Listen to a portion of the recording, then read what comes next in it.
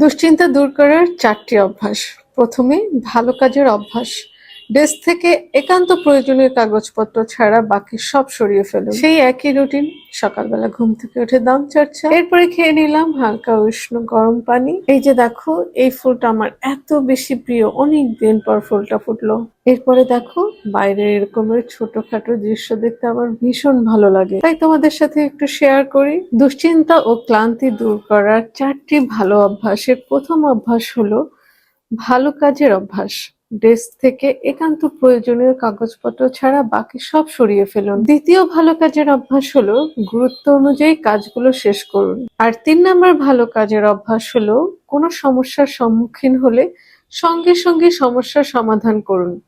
যদি প্রয়োজনীয় তথ্য পান, অযথা ঝুলিয়ে রাখবেন না। ভালো কাজের 4 নম্বর অভ্যাস। বহু ব্যবসায়ী অকাল মৃত্যুর মুখোমুখি হন, কারণ তারা অন্য কাউকে কোনো রকমের দায়িত্ব না দিয়ে সবকিছুই নিজে করতে চান। এর ফলাফল কেমন হয়? ছোটখাটো সবকিছু এবং গন্ডগোল তাকে পাগল করে ছাড়ে। তার ভাগ্যে জোটে ছোটাছুটি, চিন্তা, উদ্বেগ আর দুশ্চিন্তা। দায়িত্ব অন্যের হাতে দেওয়ার কাজটা শেখা বেশ শক্ত। ডেল কার্নেগি বললেন, এটা আমার ভালোই জানা আছে। আমার পক্ষে কাজটা অত্যন্ত কঠিন মনে হয়েছিল। আমার অভিজ্ঞতায় আমি আরো জানি, ভুল মানুষের উপর দায়িত্ব চাপিয়ে দিলে কি ভয়ানক সর্বনাশ ঘটে যেতে পারে। তবুও দায়িত্ব দেওয়া কঠিন হলেও দুশ্চিন্তা, উদ্বেগ আর ক্লান্তির হাত থেকে রেহাই পাওয়ার জন্য বড় পদে অসীম কাউকে এটা দায়িত্ব দিতেই হবে। যে মানুষ বিরাট ব্যবসা গড়ে তুলতে পারেন অথচ সংগঠনের কাজ, দায়িত্ব দান আর পর্যবেক্ষণ জানেন না, তিনি সাধারণত 50 বা 60-এর কোঠায় পৌঁছে হৃৎপিণ্ডের গোলমালে ভোগেন। যে হৃৎপিণ্ডের গোলমাল উদ্বেগ আর দুশ্চিন্তাতেই হয়। কোনো জ্বলন্ত উদাহরণ চাইছেন? বেশ, তাহলে স্থানীয় সংবাদপত্রের শোক সংবাদে কলমে চোখ বুলিয়ে দেখুন। দুশ্চিন্তামুক্ত নতুন জীবন, ডেল কার্নেগির লেখা বইয়ের যে অধ্যায়টি আমি তোমাদের সাথে আলোচনা করেছি, এটা আরো অনেক বড় ছিল। আমি এটাকে শর্ট করে খুব মেইন পয়েন্টগুলো আমি তোমাদের সাথে তুলে ধরেছি। সবচেয়ে মজার বিষয় কি জানো?